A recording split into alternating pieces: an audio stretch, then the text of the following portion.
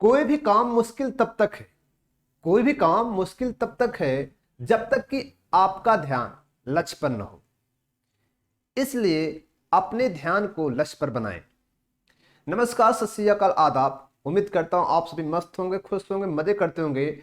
और आज की इस एपिसोड को हम आगे बढ़ाते हैं, और जो कि बेसिस सेकंड सेमेस्टर का कार्बोहाइड्रेट टॉपिक चल रहा है, बायोमॉलिक्यूल्स का। आज का जो एपिसोड है बहुत ही इंपॉर्टेंट है। यहां से एग्जाम में 100 to 110% C section long question यहां से फिक्स है, आपके एग्जाम में फिक्स आने वाला है। इसको नहीं पढ़ के आप जाएंगे तो एग्जाम में एक लॉन्ग क्वेश्चन मिस कर जाएंगे। बहुत ही गजब का क्वेश्चन है। आज की इस क्लास में हम बहुत गजब की आज आपके साथ क्वेश्चन लेकर आए हुए हैं। आप हमारे वीडियो तक लास्ट तक बने रहें, और गारंटी से ये लेता हूं ये क्वेश्चन आपके एग्जाम में आ रहा है। आखिर क्या है ये, क्या टॉपिक है सर? तो हम आपको जल्दी ये बताना चाहते हैं कि आज के टॉपिक में हम पढ़ेंगे Harvard projection of D glucose. जैसे एक नाम आता है फिशर प्रोजेक्शन। फिशर प्रोजेक्शन का मतलब होता है किसी भी मॉलिक्यूल को 2D में रिप्रेजेंट करना। जैसे किसी भी मॉलिक्यूल को अगर हम जो इस प्लेन पर अगर रिप्रेजेंट करें, नॉर्मली अगर रिप्रेजेंट करते हैं तो 2D स्ट्रक्चर होता है। तो जो डी ग्लूकोज होता है, अगर उसको हम एक प्लेन पर केवल ओपन चेन जो स्ट्रक्चर होता है उसे हम क्या कहते हैं, फिशर स्ट्रक्चर बोलते हैं, या डी ग्लूकोज का स्ट्रक्चर कहते हैं। और उसी को हमें क्या लेकर जाना है, हार्वर्ड में। तो चलो शुरुआत करते हैं अपने एपिसोड की। जो हमारा टॉपिक है वो क्या है, Haworth projection formula for D glucose. तो सबसे पहले हम आपको बता देता हूं कि जो फिशर प्रोजेक्शन होती है डी ग्लूकोज है। डी ग्लूकोज का पहला कार्बन जो होता है इसे फिशर प्रोजेक्शन भी कहते हैं डी ग्लूकोज का, या open chain structure of D glucose, जिसमें फर्स्ट कार्बन एल्डिहाइडिक होता है, सेकेंड कार्बन पर और थर्ड कार्बन पर, 4 कार्बन पर, 5 कार्बन पर, 6 कार्बन पर सभी पर क्या होते हैं, एल्कोहलिक ग्रुप होते हैं, हाइड्रोक्सिल ग्रुप होते हैं। लेकिन जो सेकंड कार्बन होता है उसमें क्या होते हैं, हाइड्रोक्सिल किधर होते हैं, राइट होते हैं। और थर्ड पर क्या, लेफ्ट पर होते हैं। 4 और 5 क्या होते हैं, राइट पर होते हैं। और कुल इसमें कितने काले कार्बन होते हैं, 1 2 3 और 4। अब इसी ओपन चेन को जिसको बोलते हैं फिशर प्रोजेक्शन डी ग्लूकोज या ओपन चेन डी ग्लूकोज, अब इसी को हमें किस में लेकर जाना है, हार्वर्ड में। जब इसको हमें हार्वर्ड में लेकर जाएंगे, सबसे पहले इस चेन को हम क्या करेंगे, कपल करेंगे। कपल करने के मतलब इसको थोड़ा सा मोड़ेंगे, साइकिल में लेकर आना चाहेंगे। जब मोड़ेंगे, देखो ध्यान दीजिएगा, यहाँ पे मैंने सी, ये पहला कार्बन है, अगर इसको देखा जाए, ये कार्बन नंबर क्या है, ये फर्स्ट कार्बन है, सेकंड कार्बन है, थर्ड कार्बन है, 4 कार्बन है, क्या है, 5 है, क्या है, 6 है। तो हमने जब इसको कपल किया तो इसमें देखो जो पहला कार्बन है इसको हमने नीचे रखा है, ठीक है। तो इस प्रकार हमने इसको अरेंज किया, 6 कार्बन ये हो गया, ऊपर हो गया। और ये भी ध्यान देना है कि मतलब जब इसको हम ओपन चेन से साइकिल में कन्वर्ट करेंगे तो जो रीडर होगा, जो पढ़ने वाला होगा, उसमें जो एज होंगे, जिस दिशा में हम होंगे उस दिशा का जो एज होगा वो थीकर लाइन से बना होगा। उसकी लाइन क्या होगी, थीकर होगी, मोटी होगी। आपको दिख भी रहेगी, अगर हम इधर से पढ़ रहे हैं तो ये लाइन क्या है, मोटी दिख रही है, ये मोटी होनी चाहिए।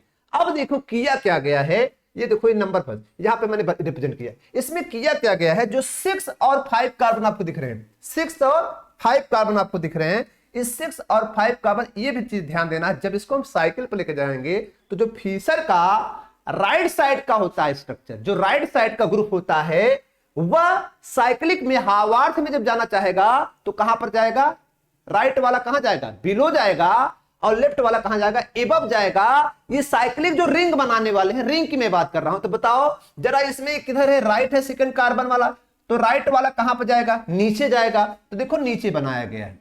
और ये कहां पर है बताओ, लेफ्ट में है, तो ये कहां पर जाएगा, ऊपर। कहां जाएगा, ऊपर। फिर कहां पर बताओ, राइट में कहां जाएगा, नीचे। फिर कहां बताओ, फिर राइट में कहां है, नीचे।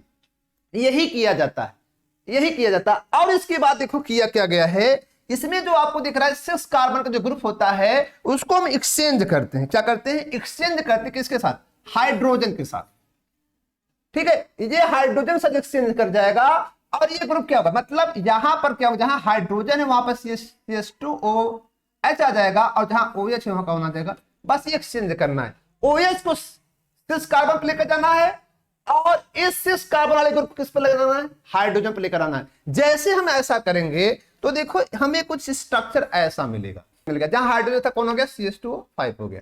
जब ये स्ट्रक्चर ऐसा मिलेगा, इसको एक बार फिर से देख लें, मैं इसको छोटा करके दिखाएं, देखो यही किया गया, देख लें ये एक्सचेंज में जहां यस था वहां कौन आ गया, CH2OH आ गया। आ गया नहीं, देखो दिख रहा होगा।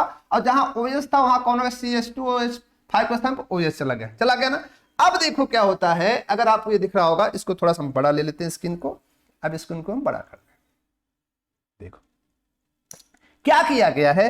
अब इसमें देखो OH के पास क्या होता है, लोन पेयर 2 होते। अब ये लोन पेयर इस पर अटैक करेगा कार्बन पर, और ये क्या कर जाएगा, ओपन हो गया, मतलब क्या होगा, पाई से किस्म जाएगा लोन पेयर में। अब यहाँ पे क्या होता है कि ये साइक्लाइज कर जाएगा। साइक्लाइज करने के बाद ये क्या होता है, OH इसमें 2 चीजें होती है, इसको होते हैं C1 कार्बन, क्योंकि एल्डिहाइड ग्रुप C1 कार्बन होता है। अब इस C1 कार्बन में क्या होता है कि ये जो ग्रुप होता है ये S तो लगा हुआ है, अब यही क्या होगा, OH में कन्वर्ट होगा, जिसको आप लोग साइक्लिक डी ग्लूकोज पढ़े थे, हेमिस्टल साइक्लिक रिंग बनाएगा। अब क्या बनेगा, हेमिस्टल साइक्लिक रिंग बना, हेमिस्टल साइक्लिक रिंग, क्योंकि हेमिस्टल साइक्लिक रिंग में आपने पढ़ा था, ये हेमिस्टल साइक्लिक रिंग बना।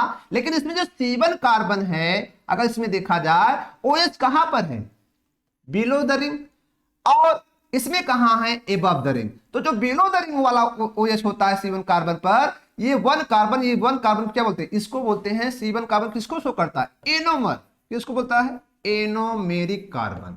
क्या बोलता है, एनोमेरिक कार्बन, ये प्रीवियस लेक्चर में हो चुका है, एनोमेरिक कार्बन है। और ये जो आपका दोनों स्ट्रक्चर है अल्फा डी और बीटा डी, इसे बोलते हैं एनोमर। क्या बोलते हैं, anomer. Alpha and beta D किसमें आते हैं, एनोमर में आते हैं। तो अब देखो इसमें क्या है कि और कॉन्फ़िगरेशन सब फिक्स है, केवल कॉन्फ़िगरेशन C1 कार्बन का OH का ओरिएंटेशन अलग अलग है, एक में डाउन द प्लेन है, एक में क्या है, अप द प्लेन है। ठीक है, अब इसी को हम थ्योरेटिकली क्या कहते हैं, अब इसको थ्योरेटिकली आप देखें कि थ्योरेटिकली क्या कहना चाह रहा है हार्वर्ड का प्रोजेक्शन। देखो थ्योरेटिकली क्या कहना चाह रहा है, तो जैसे हमारा टॉपिक है Haworth projection formula for the D glucose. अब इसको देखो क्या कहना चाह रहा है, इसमें होता है क्या, Fisher projection in other formulation to represent the cyclic form of D glucose. जब आपको लिखना होगा एग्जाम में तो आप ऐसे शुरू करेंगे लिखना, आप इस प्रकार लिखना शुरू करेंगे, Fischer projection in other formulation to represent the cyclic form of D glucose was suggested by the English chemist W.N. Haworth. मतलब जो फिशर का 2D स्ट्रक्चर था, ओपन चेन स्ट्रक्चर था, उसको साइक्लिक में ले जाने के लिए किसने सजेस्ट दिया था, एक साइंटिस्ट जिसका नाम था W.N. Haworth. In this representation ring are written as flat over planar hexagons. मतलब इस स्ट्रक्चर जो रिंग होगी वह क्या होगी, जिसको हम बनाएंगे फ्लैट में, प्लेनर हेक्सागोन्स में।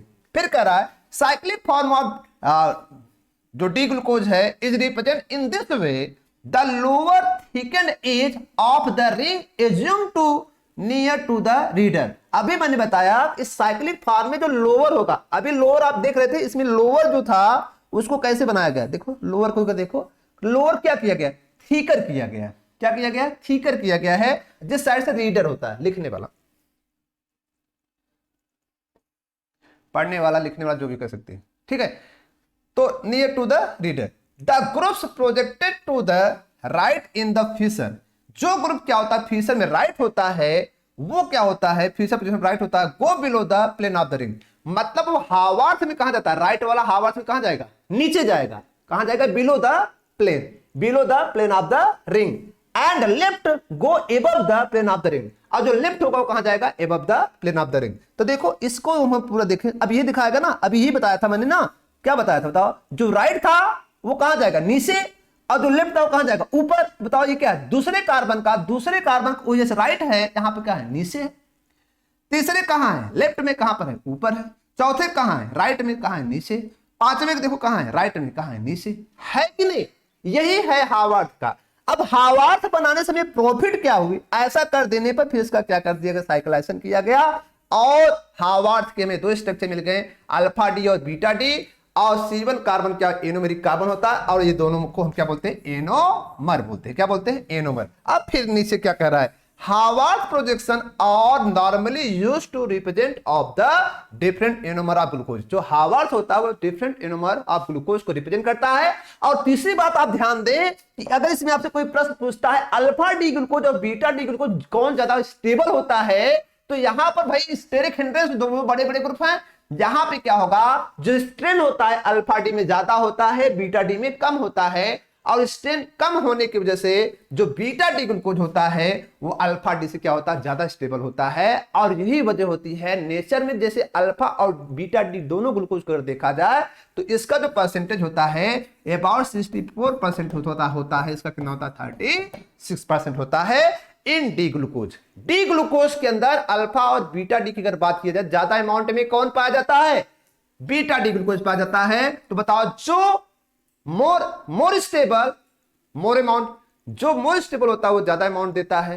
तो ये आपका रहा कि हम क्या करते हैं कि हार्वर्ड कैसे ड्रॉ करते हैं, और आप इसको जरूर रीड करके जाएंगे एग्जाम में, क्योंकि ये लॉन्ग क्वेश्चन में फिक्स आता है और आपका एक क्वेश्चन क्या हो जाएगा, कंप्लीट हो जाएगा। उम्मीद करता हूं आपको वीडियो लेक्चर अच्छा लगा होगा। अच्छा लग रहा है तो वीडियो को लाइक करें, चैनल सब्सक्राइब करें, ज्यादा से ज्यादा लोग शेयर करें। हम फिर आपसे मिलेंगे नेक्स्ट एपिसोड में। Thank you, tata, bye bye.